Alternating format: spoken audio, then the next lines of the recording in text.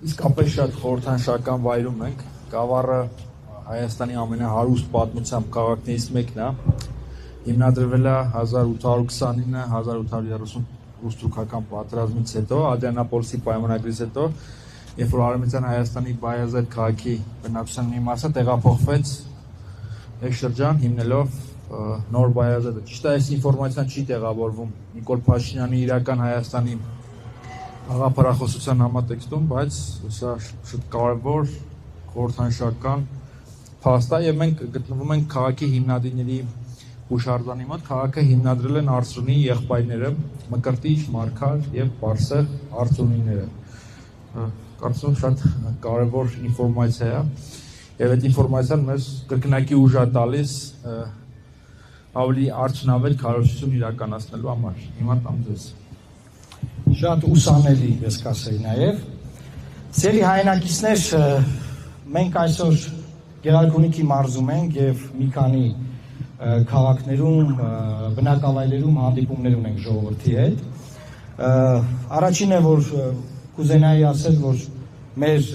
քարոզարշավի երգներ եթերում լավ կլինի նաև բարերին հետևեք, որտեղ շատ խորը իմաստ է դրված այս երգի մեջ, եւ այն ըստ էության ոչ միայն բողոքի ձայն է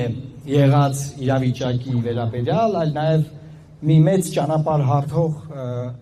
երգ է լինելու մեզ համար եւ նաև մեր ժողովրդի համար, վստահ եմ, գնալով այն կդառնա ավելի հոգեհարազատ 2 օրայից։ Մի օր առաջ ենք այն հրապարակել, բայց հիմա ուզում եմ մի քանի քաղաքական շեշտադրում կատարել մեր քարոզչության վերաբերյալ։ Սիրելի գավառցիներ, մեր առաջարկը ձեզ հետևյալն է։ Մենք մեր կարգախոսով արդեն իսկ ասում ենք, որ մենք մեր ժողովրդին կոչ ենք անում աջակցել Լուսավոր Հայաստան կուսակցությանը, մեր թիմին, եւ ձեր քվեարկությամբ ապագա ազգային ժողովում ունենալ ժողովրդական խմբակցություն, որը լինելու է հսկողը, որը լինելու է ժողովրդի ձայնը, որը լինելու է ժողովրդի ամենօրյա խնդիրները բարձրաձայնողը, բայց ամենակարևորը լինելու է ժողովրդի համար փոփոխությունների լոկոմոտիվը, առաջատարը։ Ինչու՞։ Տեսեք, հիմա ինչա կատարվում։ Կա իշխանություն, կան 3 խոշոր ընդդիմադիր ուժեր, եւ իշխանությունը թիրախավորում է այս 3 խոշոր ընդդիմադիր ուժերին, որովհետեւ լավ հասկանում է, որ միայն այդ 3 խոշոր ընդդիմադիր ուժերի անցնելով իշխանությունը չի փոխվելու։ Եվ հետեւաբար թիրախավորում է նրանց, որի կռիվը գնում է միայն իր եւ այդ 3 խոշոր ուժերի միջեւ։ Սակայն ես եկել եմ ձեզ ասելու, որ եթե մենք չանցնենք խորհրդարան, ոչ մի փոփոխություն չի լինելու։ Եվ բոլոր նրանք, ովքեր ուզում են, որ փոփոխություններ լինեն, եւ դեռ չեն կողմնորոշվել, չգիտեն ինչպես քվեարկեն, իսկ մեր ուսումնասիրություններով շուրջ 200,000 մարդ չի ուզում իր ձայնը տա իշխանությանը եւ չի ուզում իր ձայնը տա իմ նշած ընդդիմադիր ուժերին, այլ մարդկանց համար մենք ունենք պրոդուկտ քաղաքական։ Այդ պրոդուկտը հետեւյալն է. դուք մեր միջոցով լինելու եք խորհրդարանում եւ լինելու եք խորհրդարանի այդ մասի բաժնետերը։ Եվ այդ բաժնետերը նշանակում է լինել ժողովրդի ներկայացուցիչ, հետեւաբար թույլ չտալ, որ երկիրը ետ գնա նախկին բարքերին։ Որտեղ մենք դա բացառում ենք եւ մենք դրա երաշխավորն ենք։ Երկրորդը, միանշանակ երաշխավորել, որ փոփոխություն է լինում եւ իշխանությունը փոխվում է։ Երրորդը,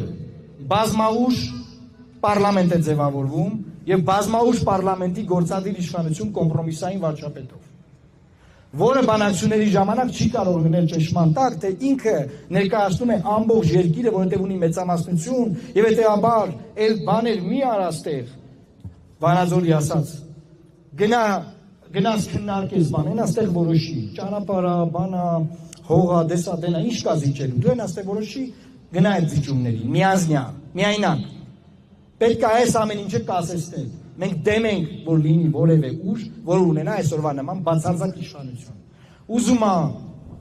գործող իշխանության մասին ավելորդ ասել պարզա, ով ուզում է լինի ընդդիմադիր ուժերից։ Մենք դեմ ենք բացարձակ որևէ մեկի իշխանությանը։ Ես ժողովրդին կոչ ենք անում, քվեարկելով մեր օգտին, դասներով խորհրդարանում ժողովրդական խմբակցություն, փոխել իրավիճակը եւ ներկայացված լինել, դառնալ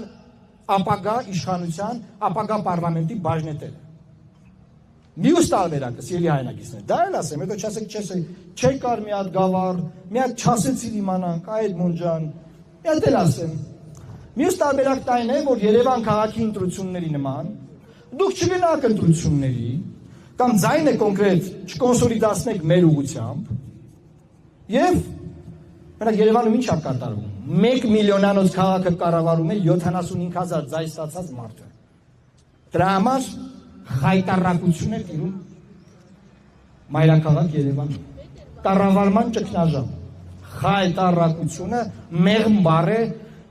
նկարագրելու Երևանի օդի վիճակը, տրանսպորտի վիճակը, խցանումները, ճանապարհները, ամեն ինչ։ Կանաչապատում։ Հիմա նույն բանը ժողովուրդ տանը նստելով կարող է հասնել նրան, որ նույն բանը համապետական մակարդակում լինի։ Դա համար մենք այստեղ ենք ձեզ ասելու, դուք այդ հնարավորությունն ունեք։ Մենք ձեր տեղը գիտենք։ Այն քաղաքացիները, ովքեր որ չեն ցանկանում ձայնը տալ իշխանությանը, բայց ուզում են փոխել իշխանությանը, բայց նույն ժամանակ որոշակի վախեր ունեն, չեն ուզում ձայնը տալ մյուս երեք խոշոր ուժերին, մենք ձեր տեղը գիտենք։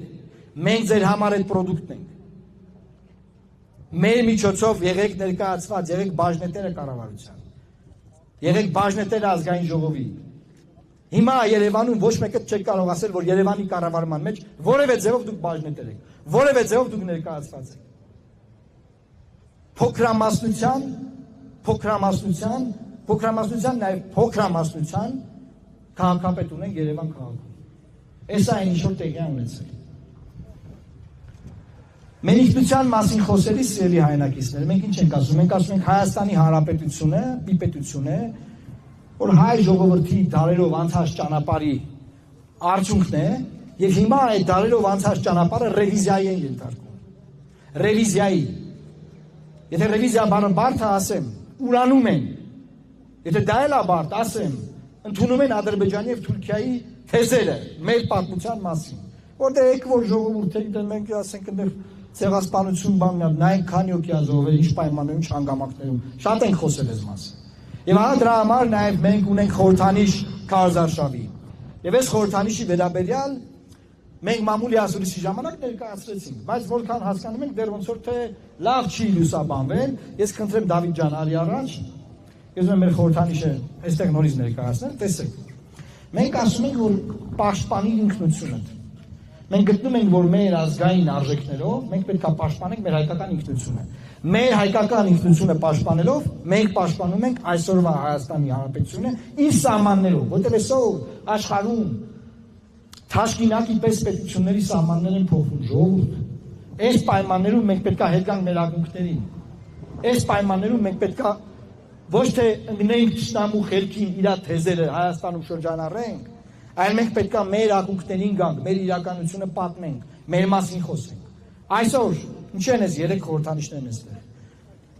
Ինքնիշխանության մասին Հայաստանի Հանրապետության զինանշանը։ Այս զինանշանը վտանգված է։ Որտեղ մենք գիտենք սահմանային կրիքների վրայից Արարատ լեռը հեռացնել է։ Եվ իշխանությունը ծրագրում է, եթե ընտրվի, նաև հեռացնելու է մեր զինանշանի վրայից։ Հետևաբար սիրելի հայրենակիցներ, պետք է պաշտպանենք մեր ինքնությունը, մեր զինանշանը։ Գնացինք առաջ։ Մեծ